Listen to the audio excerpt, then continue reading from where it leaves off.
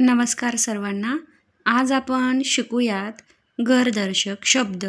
त्यालाच आपण निवारादर्शक शब्दही म्हणू शकतो. तर यामध्ये लक्षात काय ठेवायचं आहे, तर जसे माणसे घरे बांधून त्यात राहतात, पशु पक्षी व कीटकांचीही राहण्याची ठिकाणे असतात. पक्षी कीटक आपली घरे स्वतः बांधतात, तर जंगलात राहणारे प्राणी गुहेमध्ये राहतात. पाळीव प्राण्यांसाठी मात्र ही घरे बनवावी लागतात.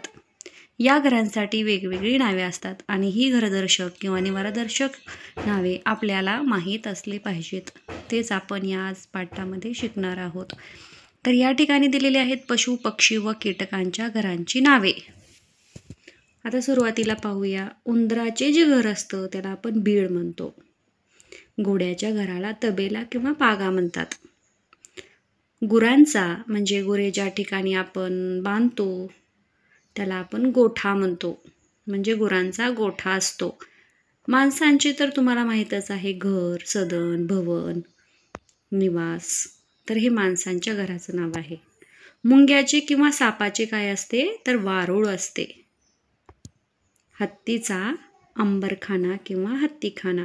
हत्तीच्या घराला अंबरखाना किंवा हत्तीखाना म्हणतात. हे लक्षात ठेवायचं आहे. हे नाव जरा वेगळं आहे, त्यामुळे जरा लक्षात राहण्यासाठी थोडं अवघड जाईल. तरीही तुम्हाला सतत रिव्हिजन करून हे नावे तुम्हाला लक्षात ठेवायची आहेत. पक्ष्यांचे घरटे असते खोपा. आपण झाडावर बऱ्याच वेळेस चिमणीचा खोपा पाहतो, घरटे पाहतो. त्यामध्ये चिमणीचे छोटे छोटे पिल्ले असतात. पोपटाचा पिंजरा किंवा ढोली.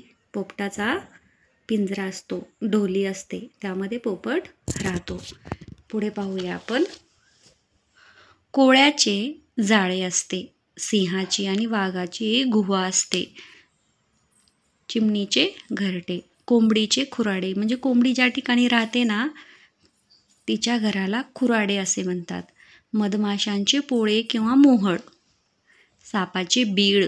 साप हा बिळात राहतो. कधी कधी मुंग्यांचे वारुळ असतो, तिथेही राहतो. घुबडाची ढोली.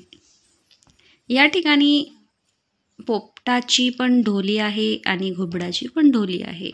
हे दोघांच्याही घराची नावे सारखी आहेत आणि तुम्हाला व्यवस्थित ते लक्षात ठेवायचे आहेत. तर हे होते काही घरदर्शक म्हणजेच निवारादर्शक शब्द.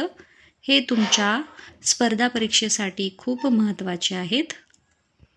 व्हिडिओ आवडला असल्यास चॅनलला लाईक, शेअर आणि सबस्क्राईब जरूर करा. थँक्यू.